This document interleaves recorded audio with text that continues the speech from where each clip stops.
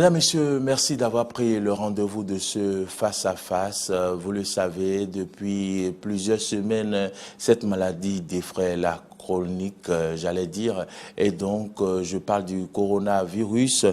Quelles précautions prendre au quotidien contre cette maladie? Pour en parler, nous avons invité pour vous dans ce studio Dr Virginie Rossou, épouse Adjaroun, spécialiste en communication pour la santé, et si Fordi, Communication for Development, et bien médecin-chef de la commune d'Abomey-Calavi, Dr Rossou Adjaroun, bonjour. Bonjour, monsieur le journaliste. C'est toujours un plaisir de vous recevoir ici. C'est vrai que le coronavirus fait l'objet de plusieurs communications déjà depuis la semaine dernière, mais il n'est pas de trop de vous inviter pour que vous puissiez attirer l'attention des populations davantage. Merci beaucoup, monsieur Agbois. C'est un plaisir partagé et vous n'avez pas péché de faire cet entretien-là en plus, parce que dès qu'une maladie émerge, c'est nouveau, il faudrait en parler, surtout lorsqu'il y a des moyens de prévention pour se prémunir de cette maladie. Il faut communiquer assez. Et de quoi s'agit-il, cette maladie qui fait froid dans le dos? Bon, c'est une maladie causée par un virus. Et vous savez que les maladies virales sont très, très dangereuses, très contagieuses et difficiles à maîtriser. C'est ça. Donc, c'est un virus qui n'a jamais été identifié chez l'être humain. C'est ça. Et que l'on voyait chez les animaux. C'est ça. Les gens l'ont identifié au niveau d'un animal, on l'appelait pangolin. Et aujourd'hui, ce virus, sûrement, a assuré une mutation, a connu une mutation et s'est retrouvé au niveau de l'espèce humaine. D'accord. Donc, lorsque ça vient, ça se manifeste comme une grippe. C'est ça. Donc, la grippe, vous savez, avec la grippe, on éternue beaucoup, on tousse, on a la fièvre. Maintenant, à cela s'ajoute, lorsqu'il s'agit de coronavirus, des symptômes respiratoires, des symptômes de détresse respiratoire où l'individu a des difficultés pour respirer. Et vous savez que la fonction respiratoire est une fonction vitale. Tout à fait. Lorsque vous ne respirez plus, vous n'êtes plus de ce monde. Tout à fait. Donc, c'est là se trouve la gravité et qui fait qu'on dit que la maladie est grave et mortelle. Cette maladie grave et mortelle, est-ce que nous pouvons donc prendre des précautions contre cette maladie-là dont nous parlons? Quelles sont les précautions qu'il faut prendre dans ce moment absolument au quotidien? Je le disais tantôt, que Dieu merci, il y a des moyens de prévention, des précautions à prendre pour ne pas l'attraper. Et c'est le lieu de remercier notre ministre de la Santé qui a pris lui-même le devant de cette lutte. Il a pris le taureau par les cornes. Nous sommes sur un forum avec lui où il y a eu un cas qui a transité par notre pays et qui a chuté à côté. Ce qui a fait que vraiment il en parlait, il nous instruisait à prendre des précautions, des communications, des dispositions pour pouvoir quand même être en alerte. Maintenant que nous avons eu un cas qui a traversé notre pays et qui s'est révélé positif ailleurs, depuis lui-même, il ne dort pas. Jusqu'à ce matin, on était encore en communication avec lui et il suit comment les mouvements, il suit comment les entrées et les sorties dans notre pays. Et on voulait parler des moyens de prévention. Tout à fait. Dieu merci, ça tourne autour de 2 points. Ça veut dire quoi? Puisque la maladie est attrapée par les gouttelettes de salive, par les éternuements, alors là, il faudrait se protéger en portant des bavettes, en ne plus se serrant la main, c'est ça. Bravo. Quand vous parlez de bavettes, bravo, vous êtes protégé, vous êtes aguerri contre le coronavirus et je vous en remercie. Donc, il faut se laver régulièrement les mains. Toutes les heures, pratiquement, lorsque vous êtes dans un milieu ou bien vous venez d'une réception. Et le mieux, d'ailleurs, c'est laisser les salutations, les accolades, même entre époux. Les bisous, où on s'enlace, on fait des échanges de salive, tout ça là. Vraiment pour laissez le moment, laissons d'abord. Okay. Laissons d'abord et le lavage régulier des mains. Hein? Si vraiment on doit présenter un sentiment, échanger des sentiments, lorsqu'on se retrouve, il y a des gestes, on se salue. Oui, vous m'avez salué tout à l'heure avec les coudes, comme ça. Vous m'avez salué comme ça. Comme ça, ou bien les pieds. Oui. Donc c'est comme ça. Et lorsque vous êtes chez vous, il faut aérer. Il faut permettre aux rayons solaires de pénétrer votre chambre et ventiler, que le vent s'échange, tout ça, ne pas laisser les choses là.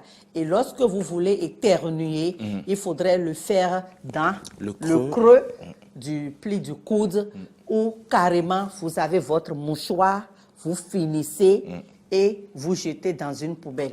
Ceci nous interpelle lorsque nous savons que chez nous, nous avons des transports communs.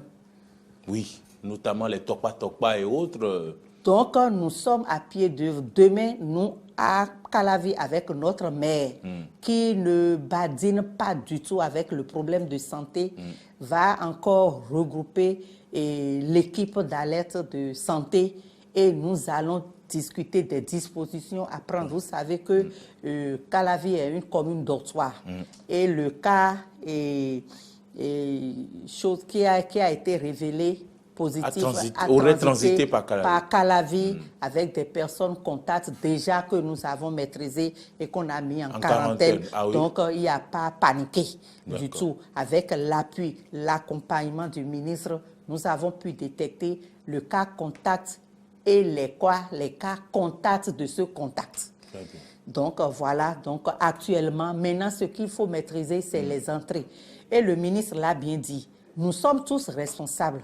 Vous savez, il y a des frontières officielles, mais il y a aussi d'autres ports. Oui, tout à fait. Notre frontière a des frontières, a des issues. Tout à fait. Et officieux, où les gens passent, sortent, reviennent. Nous sommes tous interpellés. Lorsque la personne sait qu'il est allé dans un milieu à risque, oui. La personne appelle, les numéros passent. Je n'ai pas ça en tête, mais ça passe sur les écrans. Il y a les affiches que nous avons mis un peu partout. La personne appelle juste pour dire « je viens d'un pays à risque » et voilà. Et il s'auto-isole. Et il appelle l'un des numéros là. Le SAMU arrive, les agents de santé arrivent pour lui dire la conduite à tenir. C'est juste pendant 14 jours.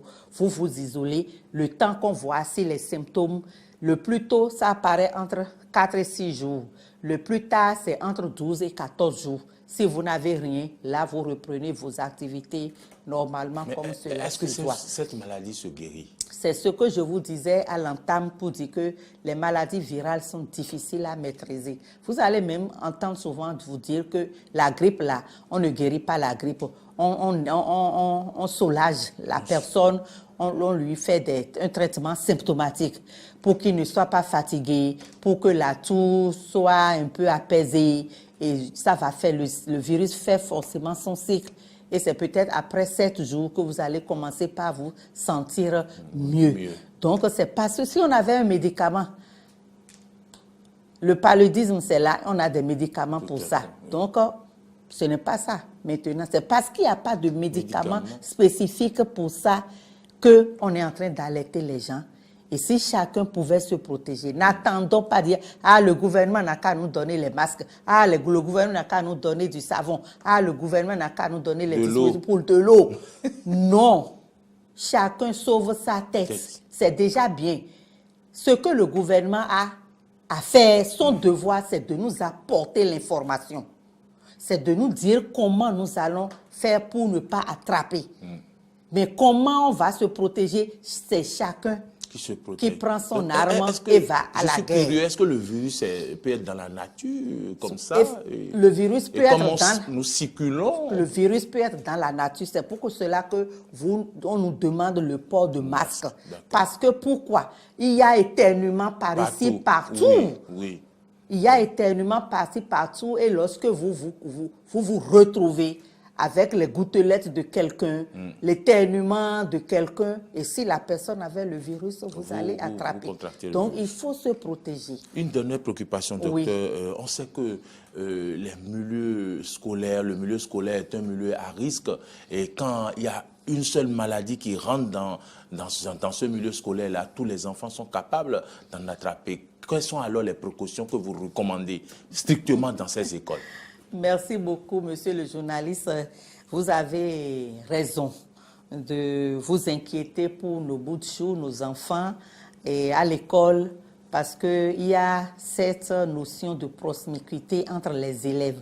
Aujourd'hui, il y a un système dans les écoles où on met les enfants face à face et ça En consiste groupe, on appelle en groupe de 5, de 6.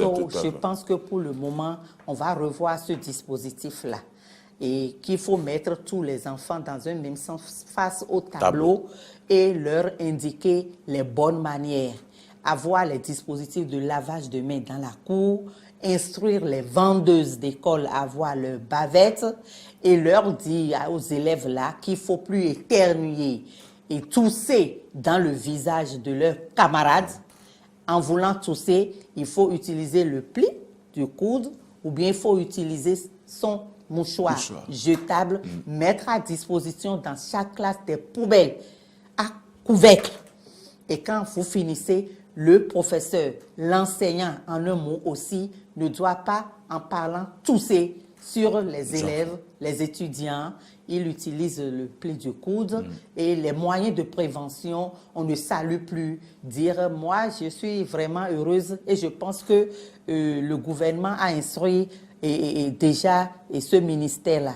Moi, j'ai mes petits-fils qui sont arrivés et de l'école qui m'ont dit, ah, mémé, il y a corona, hein, il y a corona, chacun maintenant dans son lit. On ne se mélange plus, on ne tousse plus dans le visage. Et ils ont commencé par des enfants de 4 ans et de 8 ans. Ils ont commencé par me lister la liste des préventions, des précautions à prendre. Mais j'étais vraiment très sidérée, très contente pour vous dire que notre gouvernement, en ce qui concerne la santé, l'école et la sécurité de la population, ils font de ces 3 ministères-là, le gouvernement fait de ces 3 ministères son cheval de bataille et ne dort pas. Quand il s'agit de la santé de la population jusqu'au président de la République.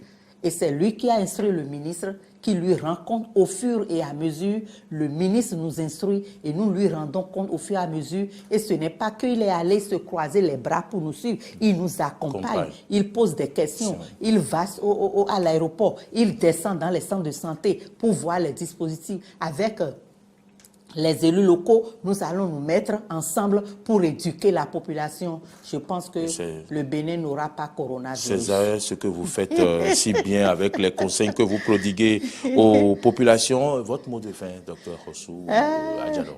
Par rapport à Corona ou bien... Oui, par rapport à Corona. Par rapport à Corona. Le temps qui nous est imparti. Bien sûr, d'accord. Je vais dire par rapport à Corona et quand même souhaiter bonne fête du droit des femmes. À nous les femmes. Absolument. D'accord. Merci beaucoup. Donc, le mot par lequel je vais mettre la fin de cette émission est que pas de panique. Population béninoise, pas de panique. Population de Abomey-Calavi, particulièrement, pas de panique. Les gens qui ont pris contact avec la patiente qui a été dépistée positive à côté de nous, tout ce monde-là a été ciblé, mis en quarantaine hors de la population et sont en surveillance pendant 14 jours. S'ils n'ont rien, on les laisse et ils reprennent leur activité. La seule chose chacun n'a qu'à apporter sa précaution, ses moyens de précaution. Les bavettes lorsque vous êtes en transport commun. Éduquez les gens qui toussent dans les minicars, les bus, dans les trains, dans les avions, ça là c'est déjà bien organisé et que chacun se protège jusqu'à ce que le virus retourne là où il a quitté et nous colle la paix. Voilà, par rapport à coronavirus. Maintenant, chères femmes, chères dames, chères sœurs, je nous souhaite une bonne fête. Mais on dit droit de la femme, mais nous devons travailler. Nous devons travailler pour prouver au monde entier que nous avons des droits et que c'est la femme qui est la vie, c'est la femme qui fait le monde. Merci, bonne fête.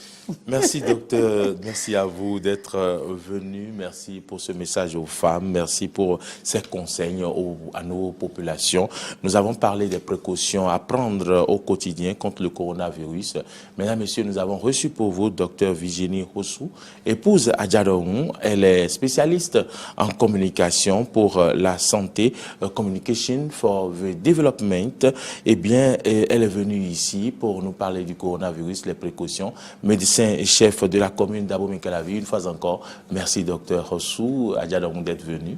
Merci. Et au plaisir. Et donc, c'est fini déjà pour ce face-à-face. On se donne un rendez-vous demain pour un nouveau numéro. Merci à toutes et à tous de nous avoir suivis.